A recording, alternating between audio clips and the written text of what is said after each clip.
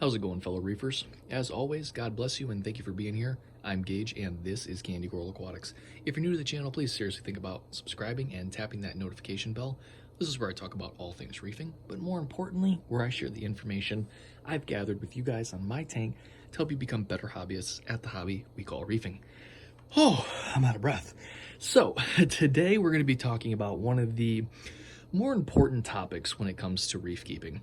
And you've probably heard people say before, and I might have been one of them, that it's one of the most important things to kind of maintain and master in your reef tank, and it happens to be flow. So today we're going to dissect flow, and we're going to talk about why it's important and the several different things that it does, and then how to achieve good flow in your reef tank. So sit back, relax. Not much to do these days except stay at home and listen to something good anyways.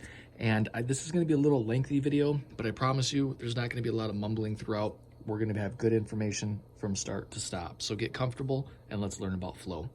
So flow, what makes it so important?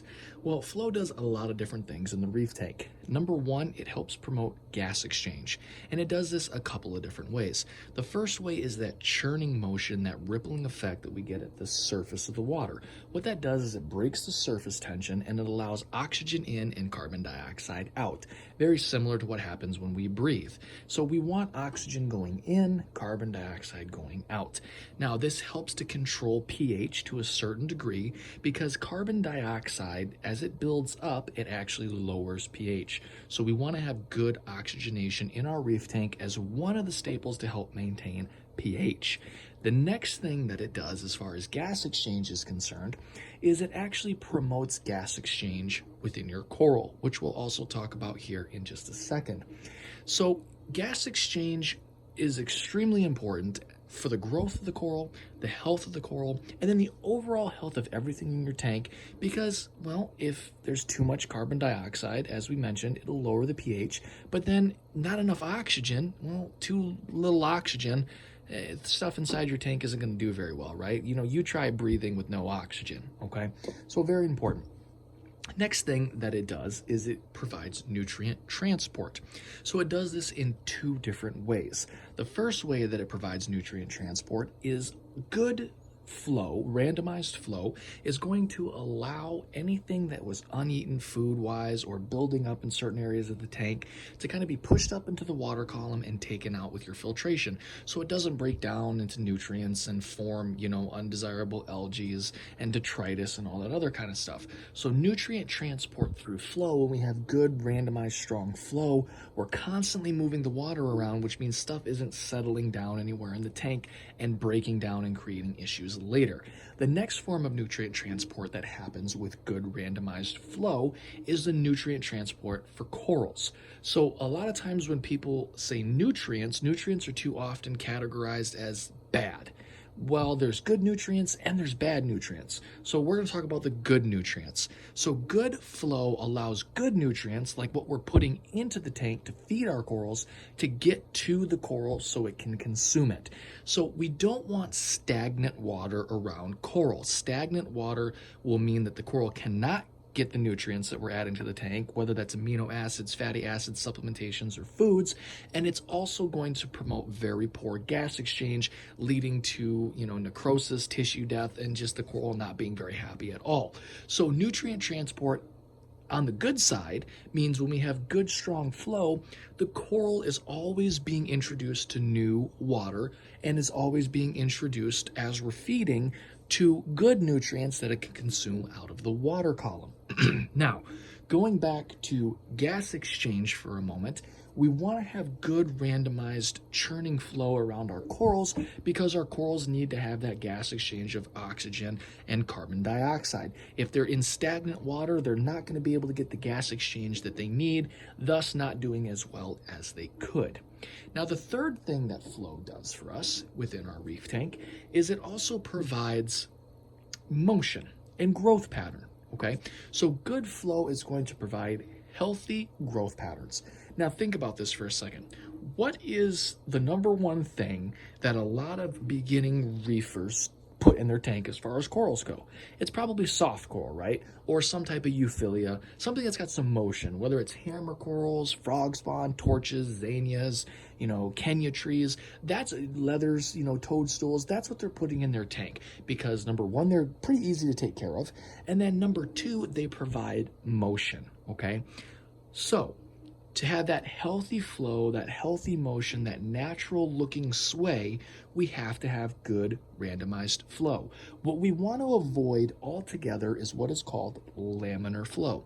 Laminar flow basically just means straight flow. So if I took a straw and I blew in my reef tank in one direction, that would be laminar flow. Now, if I constantly blew in that straw 24/7 at the same spot on any coral, what do you think would happen? It's probably going to get pretty irritated. It might even die, okay? That's laminar flow, straight flow being blown at something. We don't want that. We want a good randomized flow pattern. That's going to provide us the nice wavy motion that we want to try to achieve when we're looking for that realistic look within our reef tank. It's also what's going to provide the other things as mentioned, where it's nutrient transport, both good and bad, and good gas exchange and oxygenation. But when we're dealing with stony corals like LPSs, SPSs in particular, such as acros, randomized flow is extremely, extremely important for the health and growth pattern of that coral. So if I was to blow straight laminar flow at my acros, what do you guys think would happen? Well, right now my power head is at the top right-hand corner of my tank. If I turn that to blow straight flow at my coral 24/7, what do you think would happen? Well, the first thing that's going to happen is it's not going to be very happy. The next thing that's going to happen is if it tolerated it and survived, it's going to have a very unusual growth pattern. It's not going to be, well-rounded and unique and healthy looking. It's going to be all blown in one direction. So the growth of the coral is actually affected by the flow around it. So if I blew straight flow at my coral, it's all going to grow off to one side, whatever side that flow is. So on one side, we would have a bunch of coral growth, and then on the other side, we would have nothing. So it would be like combing your hair to one direction. Everything's going one way, the other side is bare. Well, that's not a very natural look, is it? And it's not a very appealing look. So random, flow throughout your tank is also going to promote healthy looking growth patterns. So how do we achieve the level of flow that I'm talking about in today's video? Well, there's lots of different ways to achieve it.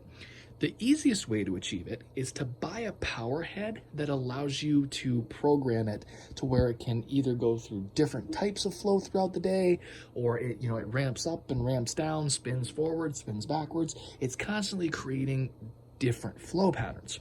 Now, what I have in my tank is the MP10 Vortec, okay? Now, this is by Ecotech Marine, and it is a rather expensive pump. I want to say I spent about $300 on it, but it has its benefits. Okay, you get what you pay for. So yes, it's expensive, but here's kind of the benefits of it. Number one, this is the pump right here. Okay, you can see it right there in the top corner. Okay, it's very sleek, it's very quiet. And that's the only thing that's in the tank is that one wet side. The rest of it is on the outside. So it's connected by a magnet. And what it allows is for randomized flow. So if we look at the manual here, I'm going to open this up and I'm going to show you guys the different types of flow that you can set for this. Okay, so here's the different modes. Now, if we flip to the first one, this is actually what I'm running right now, which is called tidal swell mode. Okay, so you can see here in tidal swell mode creates a harmonic balance reminiscent of the changing flow conditions found in nature. Over the course of several hours, the flow pattern will go from very chaotic to calm, followed by a detritus cleaning surge at the very end of the cycle. The flow direction will change direction every cycle. The control dial is used to set the maximum speed during this time. So with that one setting, I am providing a nutrient transport, I am providing randomized flow, and because the direction of the pump itself is actually changing, that propeller fan inside, it's creating different flow patterns as well. Okay, so one minute it's this way, the next it's that way. One minute it's calm, the next it's very chaotic. So it's like surging tides, okay, and waves, and it's creating very randomized flow throughout the tank, which is going to give everything nice movement, healthy growth, and good gas exchange. The next thing that it's going to do is it's actually going to create a nice churning, rippling effect on the surface of the water, which, as mentioned before, is going to break that water surface tension and allow good gas exchange into the tank, thus helping to maintain pH. It's not the only thing that maintains pH, but it does help to maintain pH. Now, if you can't afford something like this, and that's not the only, feature that this pump has, it also has several other features such as nutrient transport mode, short pulse, gyre mode, reef crest, random, lagoon, and I think that's it. So if you can't afford something like this, because like I said before, it's about a $300 pump or so, what you can do is you can go out and you can buy cheaper pumps that only blow in one direction, but then what you have to do is you have to buy a couple of them. So you could go out and you could buy a pump, a cheap pump for maybe, I don't know, 30, 40 bucks. But what you're going to want to do is, let's use my tank as an example. So how do I achieve randomized flow with a pump that only blows in one direction? So what we're going to do is we're going to put a pump where that pump is, and we're going to point it towards the back glass and elevate it. So it's going to be towards the back, but pointed towards the surface of the water as well. So it's going to bounce off the glass, churn the top of the water, and project itself this way because it's bouncing off the surface of that glass. The next thing we're going to do is we're going to put another pump here, and we're going to point it towards the front and then towards the surface again. Okay, so now that one will hit the front glass, come up, break the surface tension, and churn this way. And what we'll get, or what we should get, is a circular kind of motion within the tank. So now what we've done is we've taken two pumps that are only supposed to blow one way, laminar, which, as we discussed before, is not what you want, and we've positioned them in such a fashion that now they have to blow in a circular motion. Now, is this adequate? Well, to answer that, what you're going to have to do is put some food in the tank or stir up a little bit of sand and get, some silt or something floating around in the water column where we can actually observe the flow. Flow is invisible unless you have something that is being moved by it, right? So if we put something like some sand in there, or if we throw some food in there and we can watch the flow pattern, we can observe where things go. Well, if things fly around and down and up and back and around, well, that's probably pretty good. But if things flow this way and kind of get stuck, or if there's an area of dead space over here that's not doing anything, well, now we know that that's not so good and we need to readjust our pumps. And then you just repeat the process until you get nice, even distribution throughout. And then once that happens, leave everything alone and just kind of observe. Observe what's going on with your corals. You'll probably find that with a system like that, where you're having to use multiple pumps to create some sort of, randomized flow, that you're going to have certain corals in certain spots that might be in too high of a flow. So either you have to move the pumps or you have to move those corals. So that's why it really is best, if you're able to kind of pick up a pump that will kind of allow you to do that, all in one step, and you don't have to buy a whole bunch of other pumps. So when we're talking about the price of things, yes, it's expensive, but think about it like this. We're achieving everything that we want to achieve with one pump. I don't have to put multiple pumps. I don't have to use up multiple sockets, okay? And the other thing is durability and how long things are going to last. So if you go out and you buy a cheap pump for 40 bucks and you got to end up buying 2 or 3 of those, well, now we've already spent $120. And let's say best case scenario, you get the perfect flow and those pumps last 2 years or a year.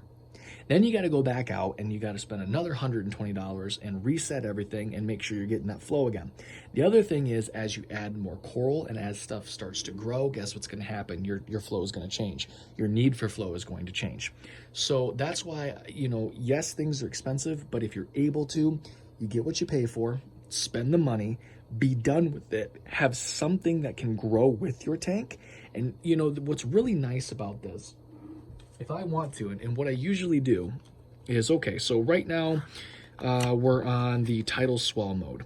So I might run that for a week or so, and then maybe I'll switch over to like reef crest random mode or lagoon random. So, and I don't have to do anything else but push a button and switch that pattern over, okay, through the pump itself. So now instead of moving around a bunch of pumps to try to create a different effect and having to observe it and make sure it's okay and blah, blah, blah, I just push a button and now everything in my tank gets something different. Okay, so it all depends upon what you want out of your tank and the affordability of it. But I hope I was able to provide for you guys another way of doing things by taking a couple of cheap pumps, putting them in different areas, pointing them in certain directions, and kind of seeing how they can bounce off the glass and the surface of the water to create the different types of flow that you want. So to recap, guys, make sure that everything in your tank is getting the flow that it needs. Make sure that you're randomizing that flow as much as possible. You have a good, nice churning effect on the surface of the water to promote that gas exchange, and make sure that you're observing the flow by stirring up some sand or adding some food in the tank and watching where all that particle matter goes and making sure that you don't have dead spots in the tank. I hope this has been informative, and I hope that it has been helpful. If you guys have any other questions over anything I may not have covered or something that you would like explained further, please leave them down in the comments below, and I will get back to you as soon as possible. Until next time, take care and God bless.